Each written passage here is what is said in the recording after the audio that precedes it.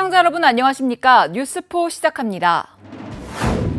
정부의 의대 증원 방침에 반발하는 의사단체가 전국 곳곳에서 집회를 열고 정부를 규탄했습니다.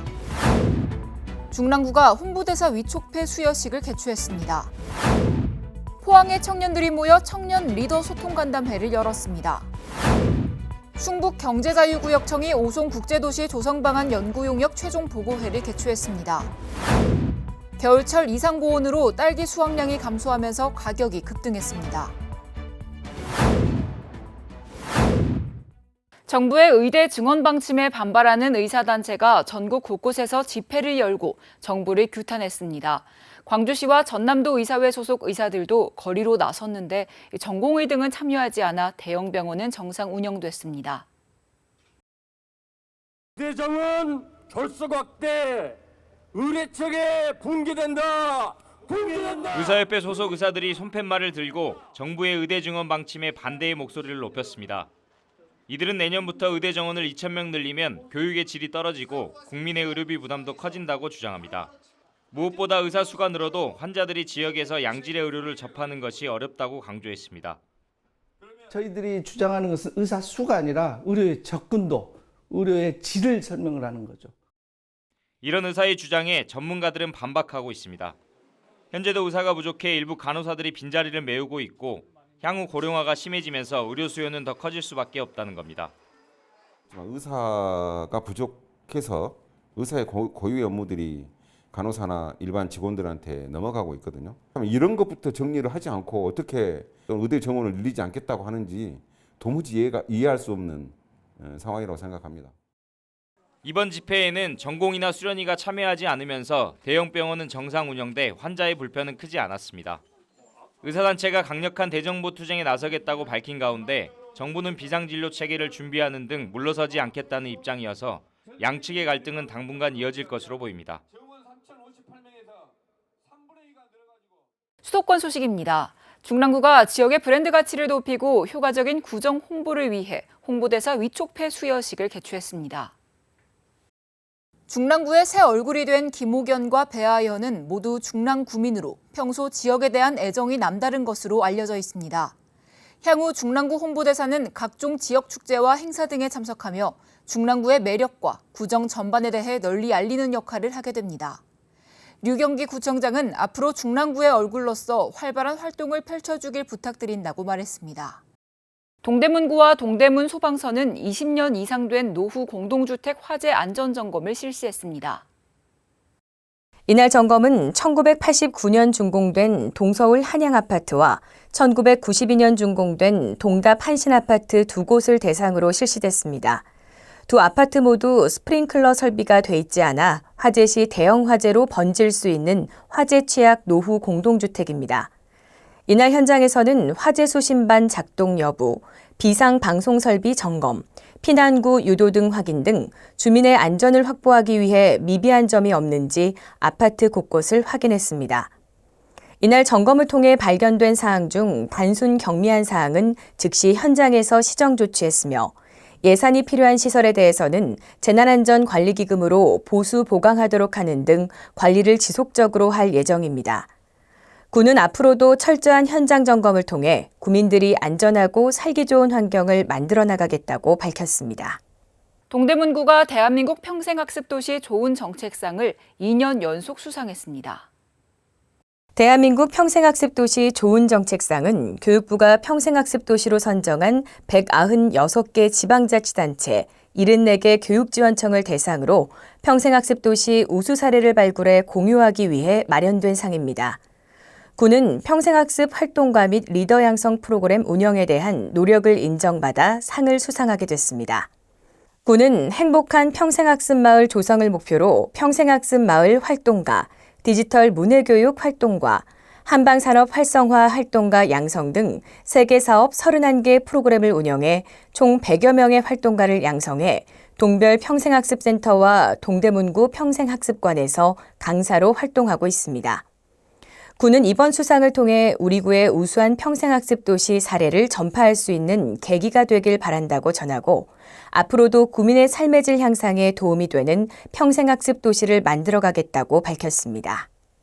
좁은 골목길은 청소 차량의 진입이 어렵고 경사진 부분도 많아서 사람이 손수 관리해야 하는데요. 마포구가 쾌적한 골목 환경 조성을 위해 미화 활동에 노력을 기울이고 있습니다. 마포구가 2024년에도 깨끗하고 청정한 골목길을 조성하고자 청소 관리 체계를 강화하고 미화 활동에 더욱 박차를 가합니다. 마포구는 2024년 골목길 청소 강화 종합계획을 수립하고 올 한 해 동주민센터와 협력해 쾌적한 골목길을 만들어갈 예정입니다. 종합계획은 크게 무단투기 단속, 계도 강화, 구동 청소 관리 체계 개선, 주민 자율청소 활성화로 총 3개의 분야로 구성됩니다.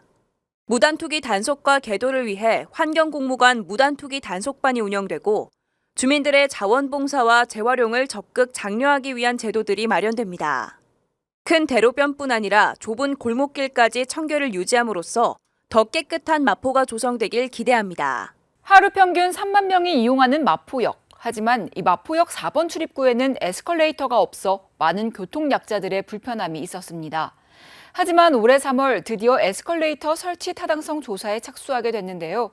에스컬레이터 설치의 첫 번째 절차 관련한 자세한 소식 전해드립니다.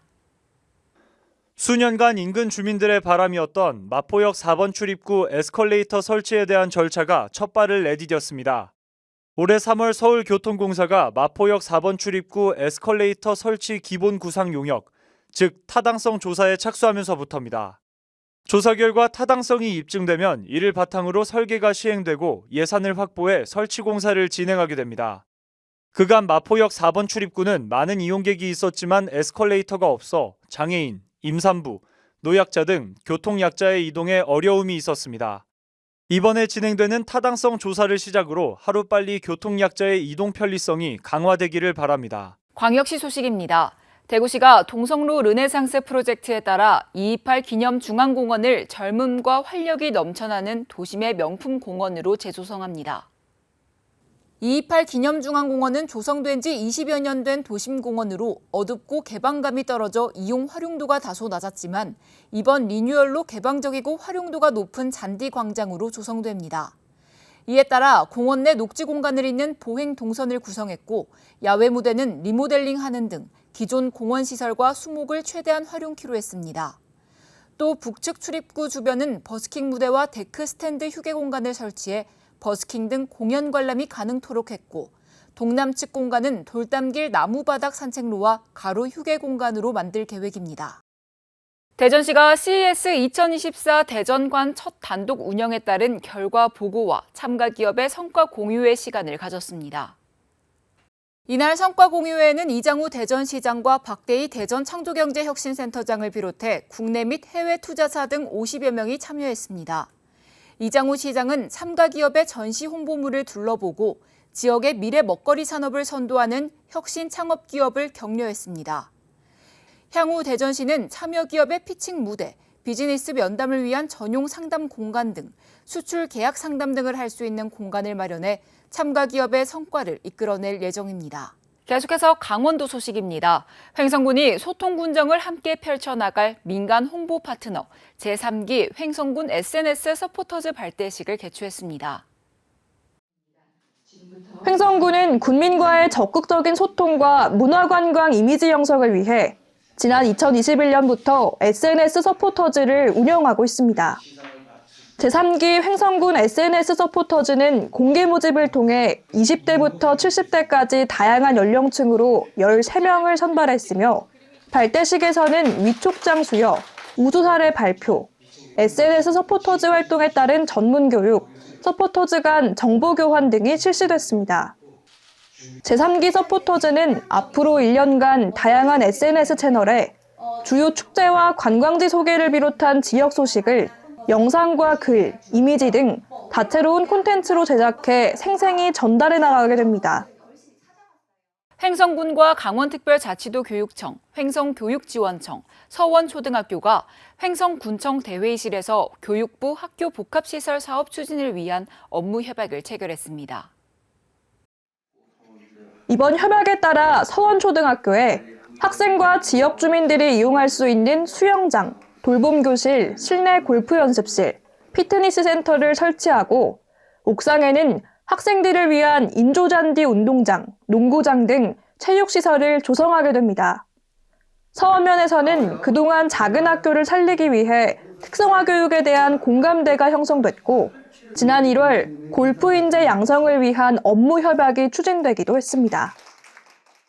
봄철 산불 조심 기간을 맞아 횡성문화예술회관에서 2024년 산불 감시원, 진화대 산불 예방 교육이 열렸습니다.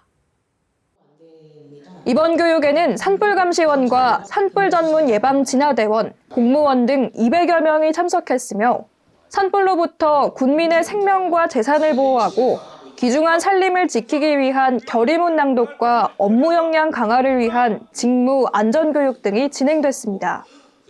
횡성군은 지난 2월 1일부터 5월 15일까지를 봄철 산불 방지 특별 대책 기간으로 정했으며 산불 예방 및 진화를 위해 인력을 채용하고 불법 소각행위 단속과 산불 방지 홍보 캠페인 등을 지속 실시합니다.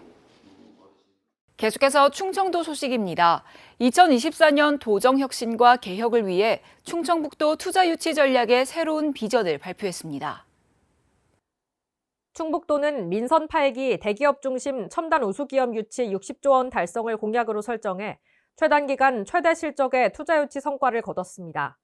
이를 통해 반도체, 2차 전지, 바이오 3대 첨단 전략 산업은 경쟁력 있는 미래 먹거리 확보에 유리한 위치를 차지할 수 있는 기반을 마련했습니다. 또한 오송 3산단을 비롯한 국가산단 3개소 223만 평 조성을 본격 추진하고 영동 진천 고속도로 등을 민간 자본을 활용해 신속하게 구축하는 성과를 거뒀습니다. 앞으로는 도민이 체감할 수 있는 투자 유치가 될 수 있도록 추진하고 지속적인 미래 먹거리 확충과 상대적으로 낙후된 동남권 개발 유도 등을 통해 중부 내륙시대 도약을 추진할 계획입니다.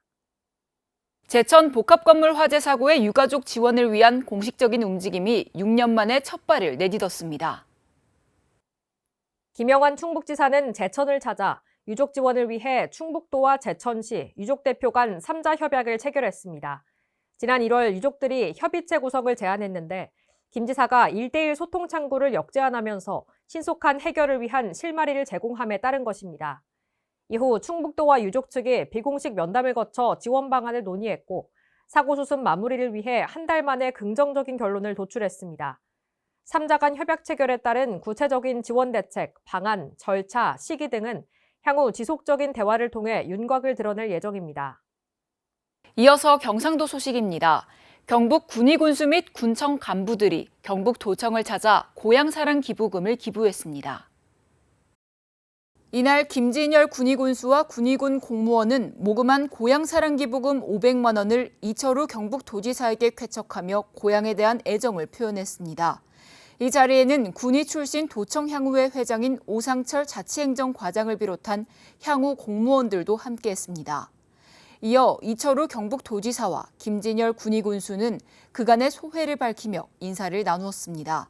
이날 김진열 군의군수는 앞으로도 경상북도와 교류를 지속해 고향 발전에 기여하고 싶다고 밝혔습니다.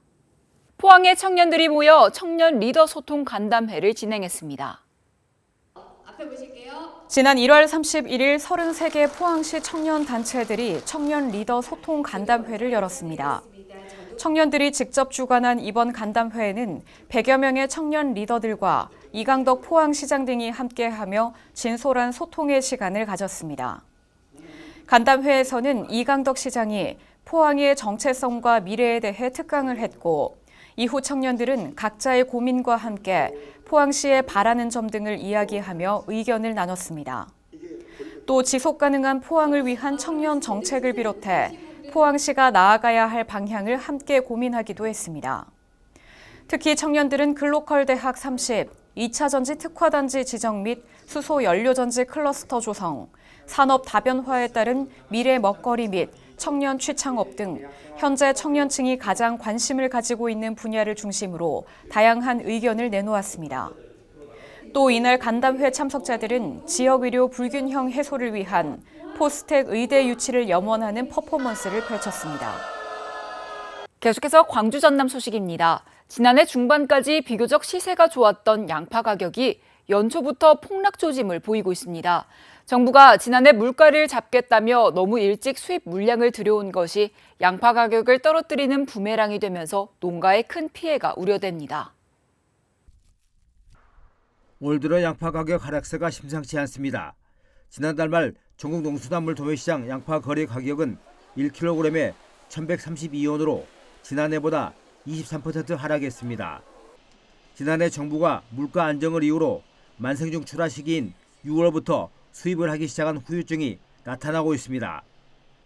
통상적인 수입 시기보다 5개월 이상 서두른 것입니다. 이 때문에 현재 전국의 양파 재고량이 16만 5천 톤에 달하고 있습니다. 생산 시기 때부터 이렇게 하는 바람에 지속적으로 양파 가격이 조금씩 하락을 하고 있는 상황이고 수입을 너무 많이 하는 바람에 이렇게 밀리고 있는 상황이죠. 게다가 재배 면적까지 5%가량 늘어 가격 하락을 부추기고 있습니다. 매일 만성종 양파 560톤을 출하하고 있는 전남 서남부 채소농협입니다. 더욱이 다음 달 조성종 양파 출하 시기까지 다가와 가격 폭락이 우려되면서 지난해 7, 80%에 달했던 밭대기 거래도 거의 이루어지지 않고 있습니다. 급기야 전라남도는 수입 양파를 가공용으로 조기 출하하고 정부 비축량을 확대하는 등 수급 안정 대책을 시급히 마련해달라고 정부에 건의했습니다. 2만 1,000톤 정도가 늘었는데요. 여기에 그 재배 면적까지 800헥타 정도가 늘어나서 지금 현재 포장 거래는 거의 이루어지지 않는 상황입니다. 앞으로도 가격 하락이 우려가 돼서 건의하게 되었습니다. 지난해 배추로 작목을 전환한 농가가 늘어나면서 한동안 높은 가격을 유지했던 양파. 소비자를 위해 물가를 잡겠다며 수입을 서둘렀던 결과가 생산 농민들에게는 가격 폭락이라는 부메랑으로 돌아오고 있습니다. 전남 해남의 한 낚시터에서 야영을 하던 남녀가 텐트 안에서 숨진 채 발견됐습니다. 추운 날씨에 난방기구를 틀고 자던 중 일산화탄소에 중독된 것으로 추정됩니다. 전남 해남군 한 낚시터에 설치된 텐트 안에서 50대 남성과 60대 여성이 숨진 채 발견됐습니다. 함께 낚시를 논 일행이 이들을 발견하고 신고했습니다. 아침에 날이 흐려 샜는데도 안 나오더라고요. 이상하다 싶어서 내려와 보니까 앞에 오는데 가스 냄새 확 나더라고요. 그래서 119에 신고하고. 텐트 안에서는 부탄가스를 이용한 난방기구가 발견됐습니다. 난방기구를 켜고 자다 일산화탄소에 중독돼 사고를 당한 것으로 추정됩니다. 경찰 조사 결과 외상 흔적이나 범죄 혐의점은 발견되지 않았습니다. 부탄가스를 이용한 난방, 보일러 난방 그런 거라고 하는데 그 사고사를 가장 염두에 두고 있기는 한데 자살이나 아니면 타살 혐의점도 두루두루 보고는 있고요. 경찰은 목격자 등을 상대로 정확한 사망 경위를 조사하고 있습니다. 겨울철 야영 시 가스 중독을 예방하기 위해서는 텐트 환기를 자주 하고 일산화탄소 경보기를 반드시 사용해야 합니다. 금값이란 말이 나올 정도로 딸기 가격이 치솟고 있습니다. 겨울철 이상고온으로 딸기 수확량이 크게 감소했기 때문인데요. 폭등한 가격에 소비도 예전만 못해 농민들이 울상입니다. 수확철을 맞은 딸기 재배 비닐하우스입니다. 제철을 맞았지만 빨갛고 탐스럽게 익은 딸기를 찾아보기 힘듭니다. 대신 잎만 무성하게 자랐습니다. 낮 최고 기온이 20도에 육박하는 이상 고온이 1월부터 이어지면서 열매가 아닌 잎으로 영양분이 몰렸기 때문으로 추정됩니다. 40일 만에 딸기가 익어야 될 것이 한 35일이나 당겨져서 익어버리다 보면은 과도 적어지고 이제 맛도 이렇게 당도도 오르지 않고 지금 이제 온도가 높다 보면 아무래도 그런 현상이 심해질 수도 있습니다. 그나마 빨갛게 익은 딸기도 기형인 경우가 많아 수확량은 평년의 절반 수준입니다. 출하량 감소에 2kg 한 상자 딸기 가격은 지난해 5만 원에서 최근 9만 원까지 껑충 뛰었습니다. 가격 폭등에 소비까지 줄면서 농가마다 걱정이 커지고 있습니다. 가격이 조금만 올라가도 소비자는 굉장히 이 기호성 과일이다 보니까 소비성이 많이 떨어지니까 오히려 저희들은 굉장히 더 힘들죠. 겨울철 이례적 고온 현상에 수확의 기쁨을 누려야 할 딸기 농가의 한숨이 깊어지고 있습니다. 정부가 재개발 재건축을 통해 부동산 경기를 활성화시키겠다며 지난 1일 노후계획도시 특별법 시행령을 입법 예고했습니다. 광주 전남에도 해당 지역이 11곳이나 돼 기대가 제법 컸는데요. 시장 반응은 차갑기만 합니다. 지난 1991년 조성된 광주 하남지구입니다. 아파트나 상가의 노후로 재개발의 필요성이 나오지만 도시정비법의 노후 불량주택 비율 기준을 충족하지 못해 사실상 막혀있는 상태였습니다. 그런데 지난해 12월 노후계획도시 특별법이 제정되면서 가능성이 열렸습니다. 재개발 대상지가 조성된 지 20년 이상, 면적 100만 제곱미터 이상인 택지지구로 확대됐기 때문입니다. 이번 특별법으로 재개발이 가능하게 된 곳은 상무지구를 포함해 광주 7곳, 전남은 목포 하단과 영암 대불산단 등 모두 4곳입니다. 하지만 시장 반응은 차갑습니다. 부동산 경기가 어렵고 민간공원 등 대규모 주택 공급이 잇따르면서 재개발 전망이 밝지 않기 때문입니다. 정부 야심찬 재개발 정책에 대해서는 환영을 하지만은 실질적으로 경기가 어렵기 때문에 재개발 이슈가 광주에서는 그렇게 일어나지 않는다.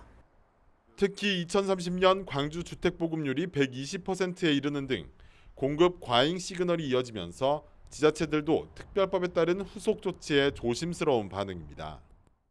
시행령이 제정되어 세부 사항들이 확정된 후에 우리 시에서도 해당 지역들에 대해 기본계획 수립 여부를 검토할 예정입니다.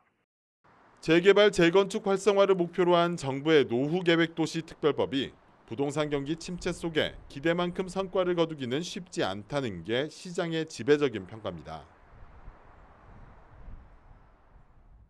여수시 섬들이 2026 여수 세계섬 박람회를 준비하며 하루가 다르게 변화하고 있습니다. 섬 박람회 연계 사업으로 개발 가능 도서 38개 섬을 대상으로 섬 지역 SOC 확충을 위해 섬 종합 발전 사업을 추진해 2027년까지 사업비 약 1,972억 원을 투입합니다. 또한 지난해 7월에는 행정안전부에서 공모한 2024년도 섬 지역 특성화 사업에서 남면 금오도 직포와 삼산면 초도 의성과 대동 등 전국 최다인 3개소가 선정됐습니다. 섬 지역 특성화 사업은 섬 주민 주도의 소득 사업과 마을 특화 공동체 활동 등을 지원하는 사업으로 10년간 최대 50억 원이 투입될 예정입니다.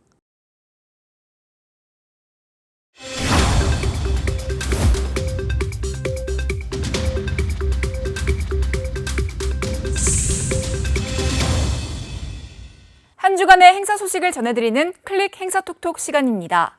대가야의 역사를 한눈에 볼 수 있는 2024년 고령 대가야 축제가 경북 고령군 대가야읍 일원에서 열립니다. 3월 29일부터 31일까지 열리는 고령 대가야 축제는 다양한 퍼포먼스를 통해 관광객들에게 볼거리를 선사할 예정입니다. 520년의 대가야 역사를 보여줄 공연부터 다양한 경험을 선사할 전시 프로그램도 마련돼 있으니까요. 찬란하고 빛났던 대가야의 역사를 경북 고령에서 느껴보시기 바랍니다. 춥고 건조한 날씨에는 적절한 실내 습도를 유지하는 것이 중요합니다. 습도가 지나치게 높으면 곰팡이와 세균 번식에 용이한 환경을 조성하고 너무 낮으면 피부 건조증 등을 유발하는데요. 보건복지부에 따르면 겨울철 실내 적정 습도는 40%에서 60%입니다. 가습기를 활용하거나 젖은 빨래를 실내에 널어놓는 방법 등을 통해 건강한 환경을 조성하시기 바랍니다. 뉴스 마칩니다. 함께해 주신 여러분 고맙습니다.